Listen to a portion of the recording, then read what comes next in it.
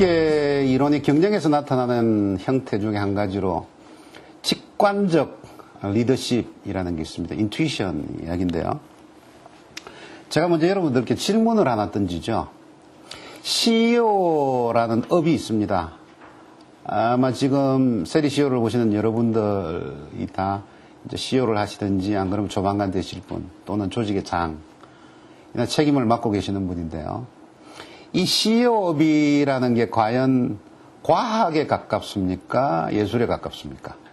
어느 쪽에 가깝다고 생각을 하실까? 물론 두 가지가 다 복합적으로 돼 있겠습니다만은 여러분들이 과학자에 가까울까요? 예술가에 가까울까요? 예, 맞습니다. 예술가에 저는 가깝다고 생각을 합니다. 왜냐하면 만일에 과학자에 가깝다라고 생각을 하면 아마 경영과학을 하신 여러 대학 교수님들이 기업을 하나 만들어서 그 기업이 갑부가 돼야 되죠. 제가 앞에 모두의 요소환원주의에 대해서 말씀을 드렸는데요. 요소환원주의 관점에서 보는 것처럼 경영이라는 것을 잘게 잘라서 분석을 해서 다시 모은다고 해서 그게 경영 실체가 되는 게 아닙니다. 어떤 그런 과학적인 어프로치보다는 직관에 의한, 그래서 경영의 감각이 훨씬 더 중요하다는 이야기죠.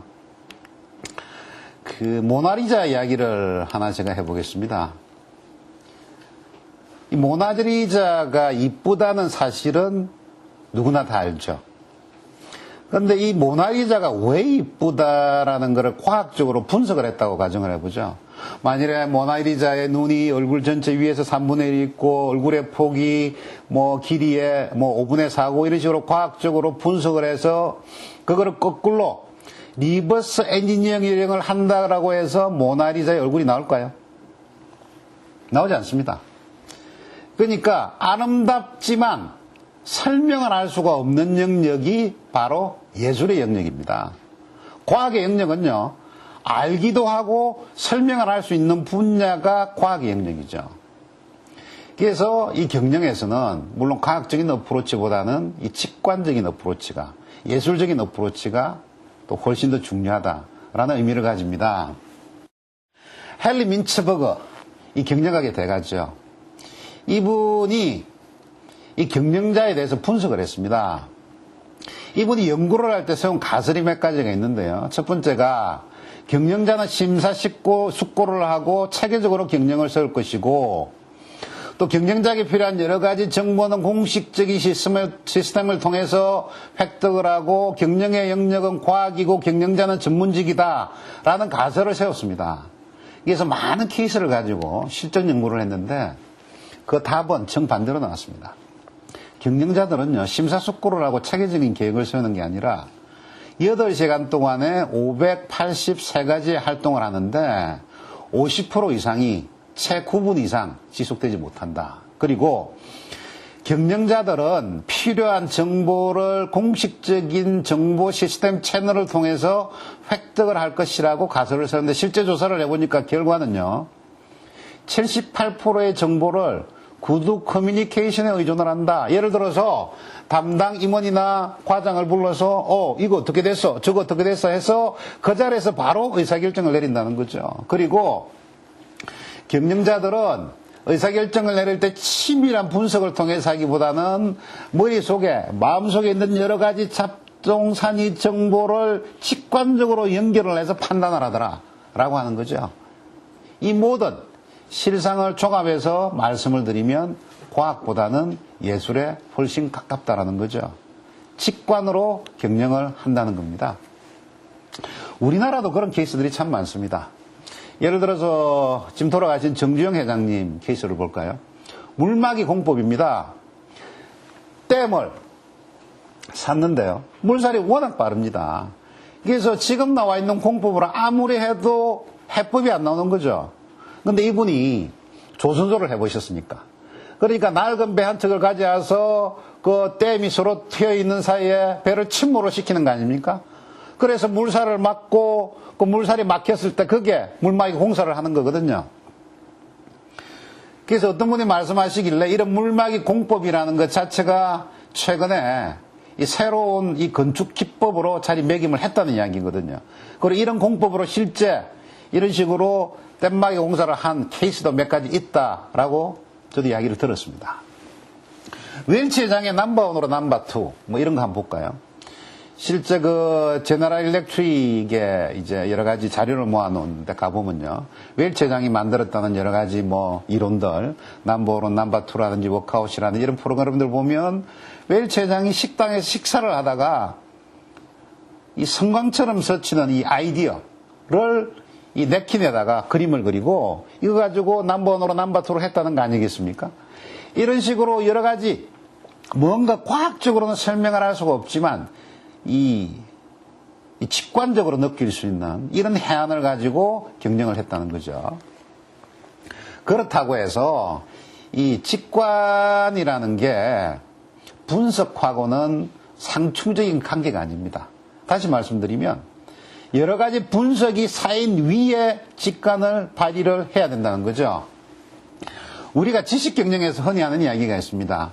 지식의 진화라는 게 처음에는 자료 데이터에서 시작을 하죠. 자료가 모여서 어떤 실용적인 가치를 가지게 되면 우리가 정보 인포메이션이라고 그럽니다. 그리고 어떤 의도를 넣어서 우리의 목적에 맞도록 만들면 그거를 저희들은 지식 또는 날리지라고 이야기를 하는 거죠.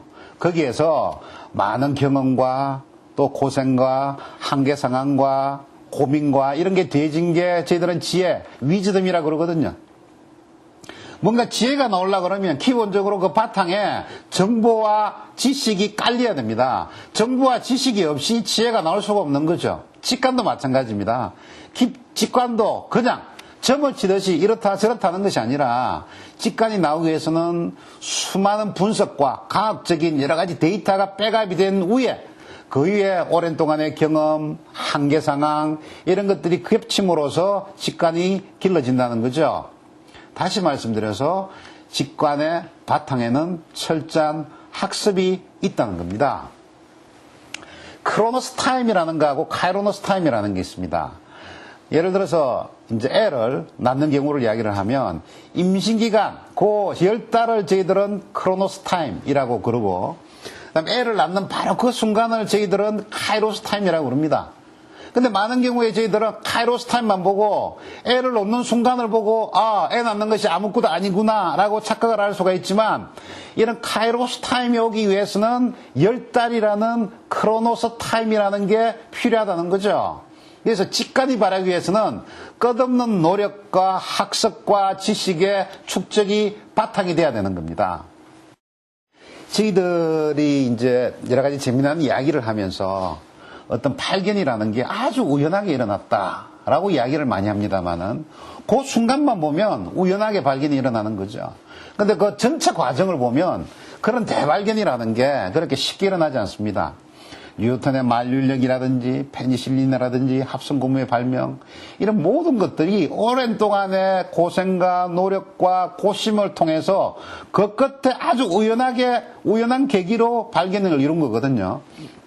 예를 들어서 굿이어라는 이 자동차의 타이어죠. 물론 그 발견한 순간은 실수입니다. 이 사람이 퇴근을 하면서 잘못해서 황을 갖다 엎질르고 퇴근을 했죠.